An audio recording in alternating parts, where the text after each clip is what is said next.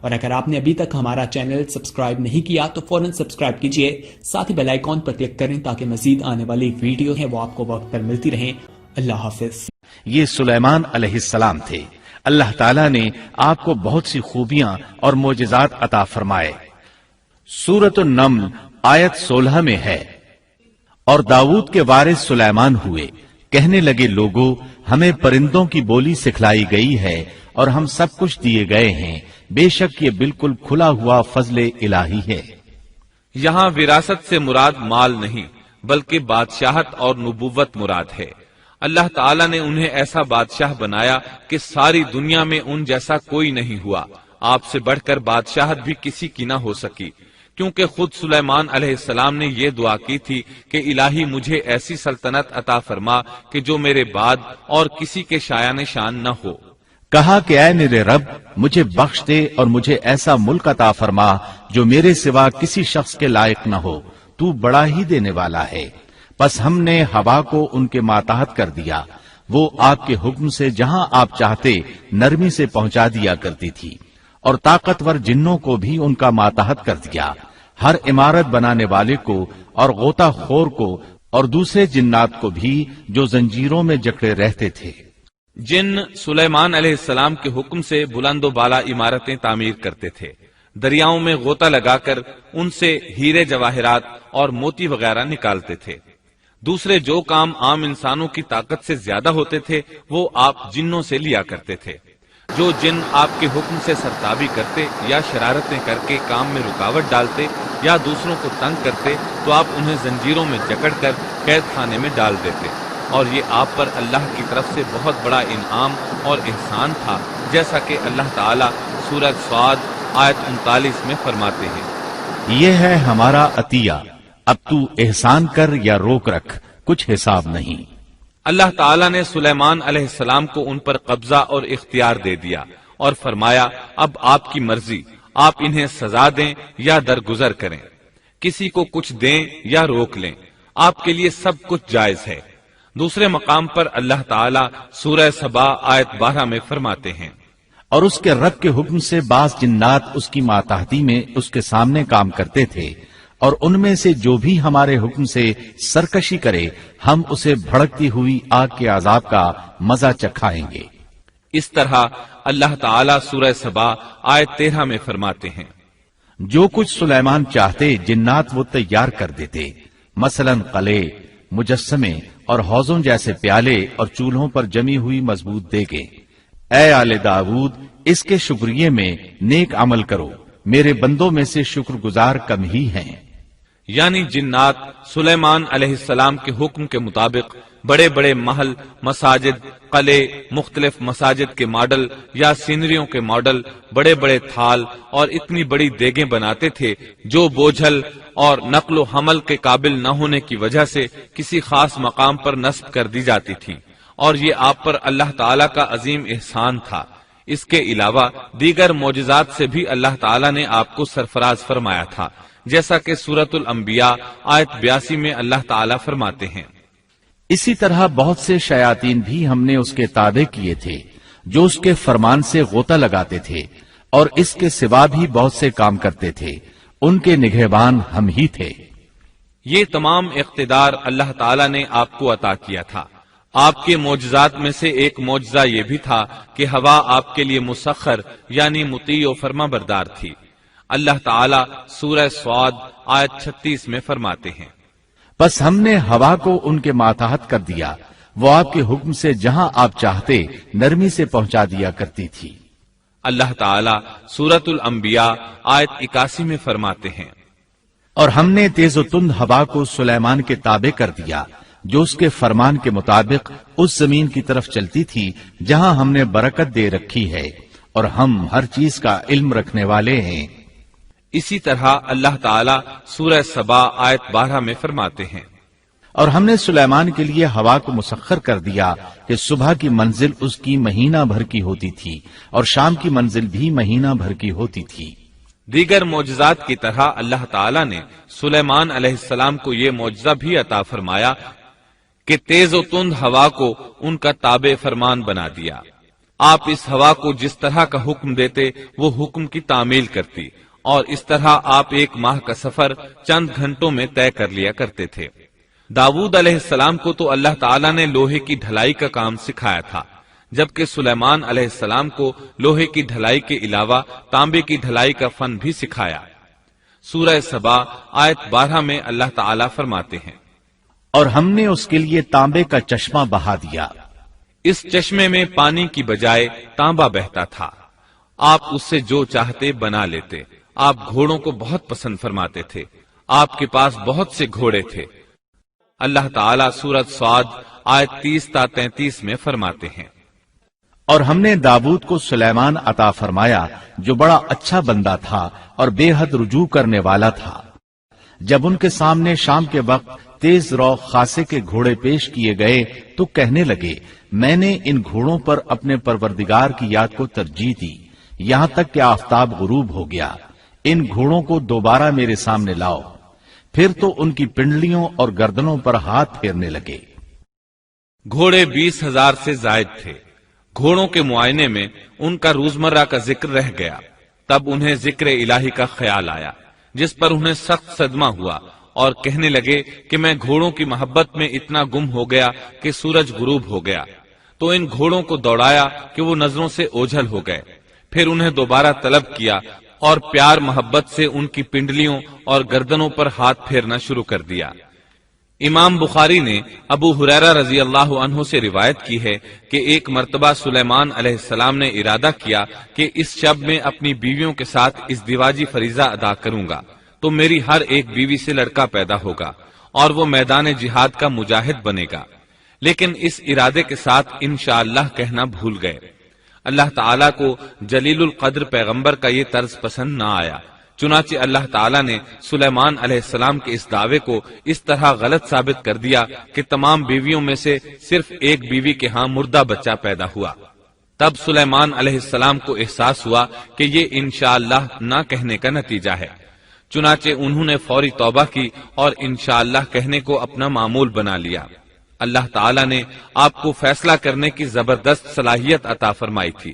سورۃ الانبیاء آیت 87 میں ہے، اور داؤد اور سلیمان کو یاد کیجئے جبکہ وہ کھیت کے معاملے میں فیصلہ کر رہے تھے کہ کچھ لوگوں کی بکریاں اس میں چر چگ گئی تھیں اور ان کے فیصلے میں ہم موجود تھے۔ ہوا یہ کہ 2 آدمی ہمسائے تھے، ان میں جھگڑا ہو گیا۔ ان میں سے ایک کے پاس کھیت تھا، اس میں اس نے فصل بو رکھی تھی، دوسرے کے پاس کچھ بکریاں تھیں۔ بکریوں کا چرواہا رات کے وقت دیوار والے دروازے کو بند کر دیتا تھا تاکہ بکریاں نکل کر فصل کو نقصان نہ پہنچائیں۔ ایک دن وہ دروازہ بند کرنا بھول گیا، بکریاں کھیت میں آ کر چرنے لگیں، فصل خراب ہو گئی۔ دونوں داؤد علیہ السلام کے پاس آئے، اپنا مقدمہ پیش کیا۔ داؤد علیہ السلام قاضی بھی تھے۔ اس وقت سلیمان علیہ السلام کہیں گئے ہوئے تھے۔ داؤد علیہ السلام مقدمہ سن کر کہنے لگے، یہ بکریوں والے کی سستی کا نتیجہ ہے، اس کا حل یہی ہے کہ وہ تیری بکریاں اپنی تحویل میں لے لے۔ دونوں فریق باہر نکلے تو سلیمان علیہ السلام سے ملاقات ہوئی۔ انہوں نے تفصیل سن کر فرمایا، میرے ساتھ آؤ۔ وہ انہیں داؤد علیہ السلام کے پاس لے آئے اور بولے، اس مقدمے کا اس سے بہتر فیصلہ یہ ہے کہ یہ بکریاں زمین والے کو دے دیں اور زمین بکریوں والے کو۔ جب بکریوں والا زمین کو پہلی حالت میں اگا دے گا تو آپ دونوں کی چیزیں انہیں لوٹا دیں۔ اس دوران کھیتی کا مالک بکریوں کے دودھ سے فائدہ حاصل کرتا رہے گا، یہ فیصلہ زیادہ بہتر ہے۔ اس لیے بکریوں والا اپنی بکریوں سے بالکل محروم نہ ہوا اور کھیتی والے کا نقصان پورا ہو گیا۔ یہ فیصلہ آپ کو اللہ تعالیٰ نے سمجھایا تھا۔ اللہ تعالیٰ سورۃ الانبیاء آیت 89 میں فرماتے ہیں، ہم نے اس کا صحیح فیصلہ سلیمان کو سمجھا دیا، ہاں ہر ایک کو ہم نے علم و حکمت سے نوازا تھا۔ بخاری اور مسلم میں ایک حدیث ہے، اس میں اسی قسم کا ایک واقعہ بیان ہوا ہے کہ 2 عورتیں اپنا مقدمہ داؤد علیہ السلام کے پاس لائیں۔ دونوں کو اللہ نے ایک ایک بچہ دے رکھا تھا۔ ایک بھیڑیے نے حملہ کر کے بڑی عمر والی کا بچہ چیر پھاڑ ڈالا۔ عورت چالاک تھی، اس نے چھوٹی عمر والی کا بچہ چھین لیا کہ یہ میرا بچہ ہے۔ داؤد علیہ السلام نے دیکھا بچہ بڑی عورت کے پاس ہے تو اس کے حق میں فیصلہ دے دیا۔ سلیمان علیہ السلام نے داؤد علیہ السلام سے اجازت چاہتے ہوئے کہا، کیا میں اس مقدمے کا فیصلہ کر سکتا ہوں؟ انہوں نے اجازت دے دی۔ سلیمان علیہ السلام نے عورت سے کہا بچہ مجھے دے دو۔ بچہ ہاتھ میں لے کر انہوں نے تلوار نکالی اور دونوں عورتوں سے فرمایا میں اس کے 2 ٹکڑے کر کے تم دونوں میں برابر برابر تقسیم کرنے لگا ہوں۔ یہ سن کر بڑی عورت بولی کہ ٹھیک ہے، جبکہ چھوٹی عورت مامتا کی وجہ سے چلا اٹھی کہ آپ اسے زندہ رہنے دیں اور اسے دے دیں۔ یہ سنتے ہی سلیمان علیہ السلام بول اٹھے تو ہی اس کی ماں ہے، جس سے اپنے بچے کے ٹکڑے دیکھنا برداشت نہ ہو سکا، پھر بچہ اسے دے دیا۔ سلیمان علیہ السلام کا ایک تیسرا واقعہ قرآن میں یوں ہے، سورۃ النمل آیت 17 اور 18 میں ہے، اور سلیمان کے سامنے ان کے تمام لشکر جنات، انسان اور پرندوں میں سے جمع کیے گئے، ہر قسم الگ الگ کھڑی کر دی گئی۔ جب وہ چیونٹیوں کے میدان میں پہنچے تو ایک چیونٹی نے کہا اے چیونٹیوں اپنے اپنے گھروں میں گھس جاؤ، ایسا نہ ہو کہ بے خبری میں سلیمان اور ان کا لشکر تمہیں روند ڈالے۔ ان تمام لشکروں کو اکٹھا کیا گیا تھا۔ اللہ تعالی نے چونٹی کی یہ بات سلیمان علیہ السلام کو سنوا دی۔ سورہ نمل آیت 19 میں ہے، اس کی اس بات پر سلیمان مسکرا کر ہنس پڑے اور دعا کرنے لگے کہ اے پروردگار تو مجھے توفیق دے کہ میں تیری ان نعمتوں کا شکر بجا لاؤں جو تو نے مجھ پر انعام کی ہیں، اور میں ایسے نیک اعمال کرتا رہوں جن سے تو خوش رہے، اور مجھے اپنی رحمت سے نیک بندوں میں شامل فرما۔ آپ کا ایک واقعہ ملکہ بلقیس کے ساتھ پیش آیا۔ سورہ نمل آیت 20 تا 25 میں ہے، آپ نے پرندوں کی دیکھ بھال کی اور فرمانے لگے کیا بات ہے کہ ہدہد نظر نہیں آ رہا، کیا وہ واقعی غیر حاضر ہے؟ یقیناً میں اسے سخت سزا دوں گا یا اسے ذبح کر ڈالوں گا، یا وہ میرے سامنے کوئی معقول وجہ بیان کرے۔ کچھ زیادہ دیر نہ گزری تھی کہ اس نے آ کر کہا میں ایک ایسی خبر لایا ہوں کہ آپ کو اس کی خبر ہی نہیں، اور میں سبا کی ایک سچی خبر آپ کے پاس لایا ہوں۔ میں نے دیکھا ہے کہ ان کی بادشاہ ایک عورت ہے جسے ہر قسم کی چیز سے کچھ نہ کچھ دیا گیا ہے، اور اس کا تخت بھی بڑا عظیم ہے۔ میں نے اسے اور اس کی قوم کو اللہ تعالیٰ کو چھوڑ کر سورج کو سجدہ کرتے ہوئے پایا ہے۔ شیطان نے ان کے کام مزین کر کے انہیں دکھلا کر سیدھے راستے سے ہٹا دیا ہے، پس وہ ہدایت پر نہیں آتے کہ اسی اللہ کو سجدہ کریں جو آسمانوں اور زمینوں کی پوشیدہ چیزوں کو باہر نکالتا ہے، اور جو کچھ تم چھپاتے اور ظاہر کرتے ہو وہ سب کچھ جانتا ہے۔ ہدہد نے اللہ تعالیٰ کی یہ صفت اس لیے بیان کی کہ یہ اپنی حس کے ذریعے زمین میں پانی والے حصے کا پتہ چلا لیتا ہے۔ سلیمان علیہ السلام کو بھی یہی ہدہد بتایا کرتا تھا کہ پانی کہاں ہے، پھر آپ جنات کے ذریعے پانی نکلواتے تھے۔ یہ اطلاع سن کر سلیمان علیہ السلام حیران ہوئے۔ آپ نے ہدہد سے کہا ہم ابھی تمہاری بات کی تصدیق کر لیتے ہیں۔ سورہ نمل آیت 27 اور 28 میں ہے، سلیمان نے کہا اب ہم دیکھیں گے کہ تو نے سچ کہا ہے یا تو جھوٹا ہے۔ میرے اس خط کو لے جا کر انہیں دے دے، پھر ان کے پاس سے ہٹ آ اور دیکھ کہ وہ کیا جواب دیتے ہیں۔ آپ نے ایک خط لکھ کر اسے دیا۔ ہدہد وہ خط لے کر ملکہ بلقیس کے محل پہنچا۔ خط اس کے سامنے گرا کر خود دیوار پر جا بیٹھا۔ خط دیکھ کر ملکہ بلقیس نے کہا، وہ کہنے لگی اے سردارو میری طرف ایک باوقت خط ڈالا گیا ہے جو سلیمان کی طرف سے ہے، اور جو بخشش کرنے والے مہربان اللہ کے نام سے شروع ہے، یہ کہ تم میرے سامنے سرکشی نہ کرو اور مسلمان بن کر میرے پاس آ جاؤ۔ اس نے کہا اے میرے سردارو تم میرے اس معاملے میں مجھے مشورہ دو، میں کسی امر کا قطعی فیصلہ جب تک تمہاری موجودگی اور رائے نہ ہو نہیں کیا کرتی۔ ان سب نے جواب دیا کہ ہم طاقت اور قوت والے سخت لڑنے بھیڑنے والے ہیں، آگے آپ کو اختیار ہے، آپ خود ہی سوچ لیجئے کہ ہمیں آپ کیا کچھ حکم فرماتی ہیں۔ اس نے کہا کہ بادشاہ جب کسی بستی میں گھستے ہیں تو اسے اجاڑ دیتے ہیں اور وہاں کے باعزت لوگوں کو ذلیل کر دیتے ہیں، اور یہ لوگ بھی ایسا ہی کریں گے۔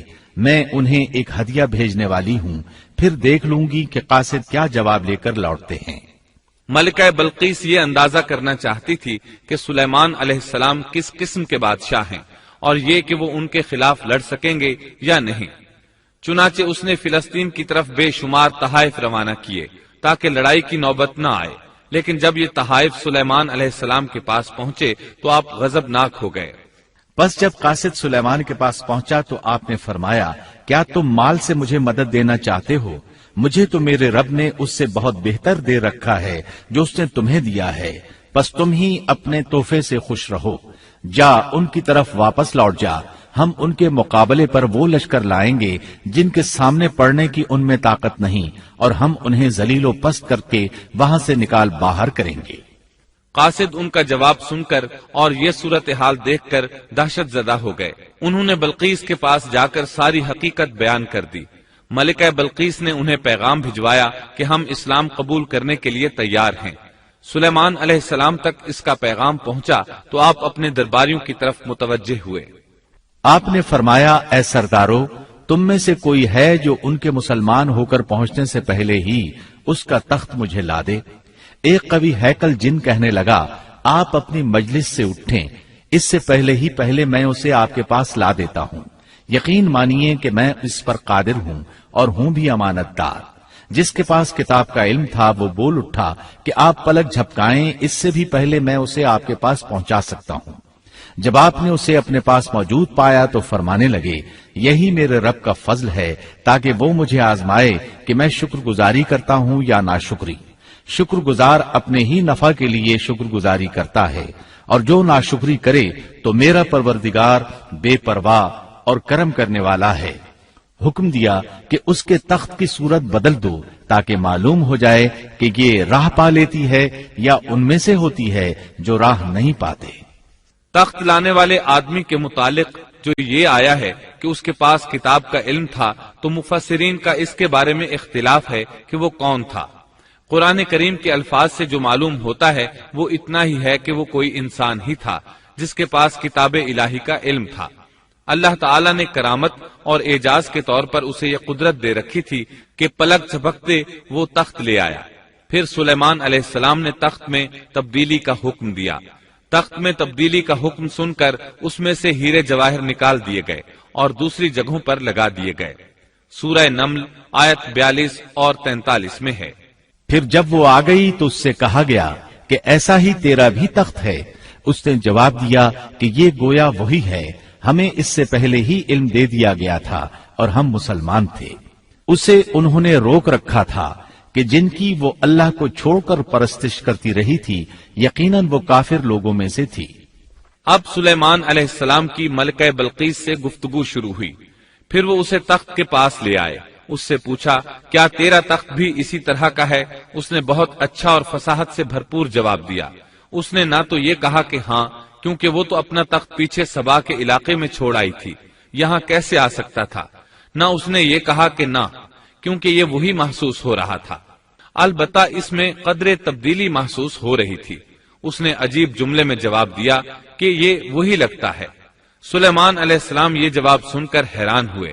اب آپ نے اسے اپنی سلطنت کا غلبہ دکھانے کے لیے ایسا منظر دکھایا جو کسی بشر نے آج تک نہیں دیکھا۔ چنانچہ آپ اسے ایک محل میں لے گئے۔ یہ مکمل طور پر شیشے کا تھا، اس سے دوسری طرف دیکھا جا سکتا تھا۔ فرش بھی شیشے کا تھا، شیشے کے نیچے پانی چھوڑا گیا تھا، پانی چلتا رہتا تھا۔ آپ اسے لیے اندر داخل ہوئے تو وہ بہت حیران ہوئی کہ محل میں پانی بہ رہا ہے۔ اس نے اپنا لباس کچھ اوپر کر لیا کہ بھیگ نہ جائے۔ اس نے اپنا پاؤں پانی پر رکھنا چاہا تو وہ شیشے پر پڑا، اور زیادہ حیران ہوئی اور شرمندہ بھی کہ دھوکہ کھا گئی۔ اور یہ سب کچھ جنات کے ذریعے تیار کرایا گیا تھا۔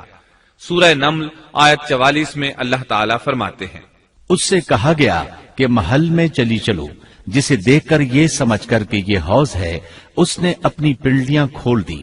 سلیمان نے کہا، یہ ایسا محل ہے جس میں نیچے بھی شیشے جڑے ہوئے ہیں۔ کہنے لگی، میرے پروردگار، میں نے اپنی جان پر ظلم کیا، اب میں سلیمان کے ساتھ اللہ رب العالمین کی مطیع اور فرمانبردار بنتی ہوں۔ یہ عظیم سلطنت دیکھ کر وہ جان گئی کہ سلیمان علیہ السلام صرف بادشاہ ہی نہیں، نبی بھی ہیں۔ چنانچہ اس نے فوراً ایمان قبول کر لیا۔ سلیمان علیہ السلام کا سب سے بڑا کارنامہ یہ ہے کہ آپ نے مسجد اقصی تعمیر کروائی۔ اس کی پہلی تعمیر یعقوب علیہ السلام نے کرائی تھی۔ صحیح حدیث میں ہے کہ رسول اللہ صلی اللہ علیہ وسلم سے پوچھا گیا، زمین میں کون سی مسجد سب سے پہلے تعمیر کی گئی؟ آپ نے فرمایا، مسجد حرام، یعنی مکہ معظمہ والی مسجد۔ پھر آپ سے پوچھا گیا کہ اس کے بعد کون سی مسجد زمین میں بنائی گئی؟ آپ نے جواب دیا، مسجد اقصی۔ جب بخت نصر نے قدس پر قبضہ جما لیا تو اس نے مسجد اقصی ڈھا دی۔ لیکن پھر سلیمان علیہ السلام کو اللہ تعالیٰ نے بادشاہت عطا کی تو انہوں نے ازسر نو تعمیر کا کام شروع کرایا۔ اس کے ساتھ ہی انہوں نے ہیکل سلیمانی بھی تعمیر کروایا۔ یہود آج تک اس کو مقدس سمجھتے ہیں۔ یہ مسجد اقصی کے بالکل قریب ہے۔ مسجد اقصی کی فضیلت میں بہت سی روایات ملتی ہیں، جیسا کہ رسول اللہ صلی اللہ علیہ وسلم کا ارشاد ہے، مسجد حرام میں ایک نماز کا ثواب 1,00,000 نمازوں کے برابر ہے، مسجد نبوی میں ایک نماز کا ثواب 1,000 نماز کے برابر ہے، اور مسجد اقصی میں 500 نمازوں کے برابر ثواب ملتا ہے۔ مسند احمد میں عبداللہ بن عمرو بن عاص رضی اللہ عنہما سے روایت ہے کہ رسول اللہ صلی اللہ علیہ وسلم نے فرمایا، جب سلیمان علیہ السلام نے بیت المقدس کو تعمیر کیا تو اللہ تعالیٰ سے 3 دعائیں مانگی، ان میں سے اللہ تعالیٰ نے 2 قبول فرمائیں اور ایک کے بارے میں ہم امید رکھتے ہیں کہ وہ ہمیں ملے گی۔ انہوں نے پہلا سوال یہ کیا کہ مجھے ایسی حکومت دے جو تیری حکومت کے موافق ہو، یعنی عدل و انصاف کی فراوانی ہو اور کسی پر ظلم و زیادتی نہ ہو۔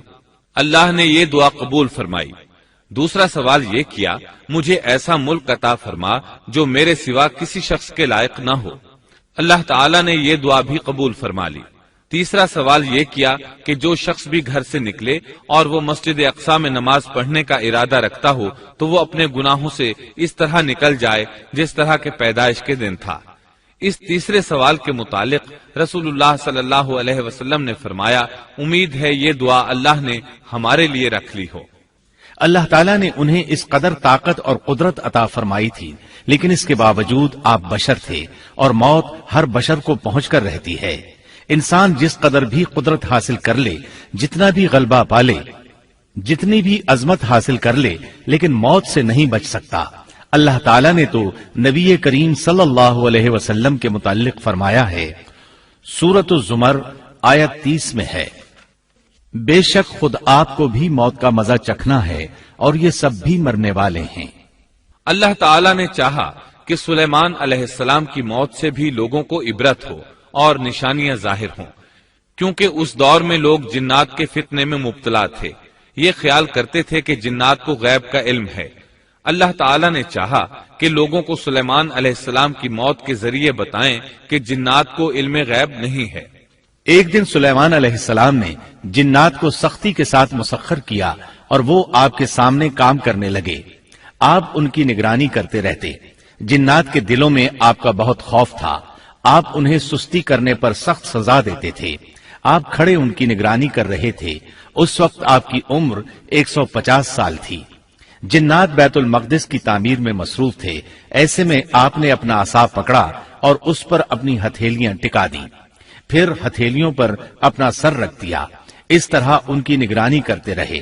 اسی حالت میں اللہ تعالیٰ نے آپ کی روح قبض کر لی، تاہم آپ کی آنکھیں کھلی رہیں۔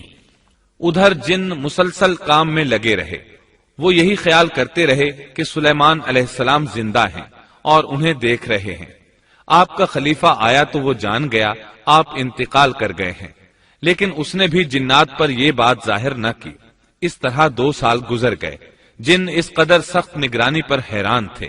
وہ دیکھ رہے تھے کہ 2 سال سے سلیمان علیہ السلام نے حرکت تک نہیں کی، پلک تک نہیں جھپکی۔ ادھر اللہ تعالیٰ نے دیمک کو سلیمان علیہ السلام کے عصا پر مسلط کر دیا۔ وہ اندر اندر لاٹھی کو کھوکھلا کرتی رہی۔ آخر لاٹھی ٹوٹ گئی۔ سلیمان علیہ السلام زمین پر گر گئے۔ اس وقت جنات کو پتا چلا کہ انہیں فوت ہوئے تو عرصہ دراز ہو چکا ہے۔ تب انسانوں کو بھی معلوم ہو گیا کہ جنات کو غیب کا علم نہیں ہے۔ اللہ تعالیٰ سورہ سبا آیت 14 میں فرماتے ہیں، پھر جب ہم نے ان پر موت کا حکم بھیج دیا تو ان کی خبر جنات کو کسی نے نہ دی سوائے گھن کے کیڑے کے جو ان کے عصا کو کھا رہا تھا۔ پس جب سلیمان گر پڑے تو اس وقت جنات نے جان لیا کہ اگر وہ غیب دان ہوتے تو اس ذلت کے عذاب میں مبتلا نہ رہتے۔ اس طرح اللہ تعالیٰ نے لوگوں کو مطلع کر دیا کہ جنات بھی مخلوق ہیں، غیب دان نہیں۔ اللہ تعالیٰ ہی ان پر قادر ہے۔ اور اسی کے ساتھ سلیمان علیہ السلام کا قصہ اپنے اختتام کو پہنچا۔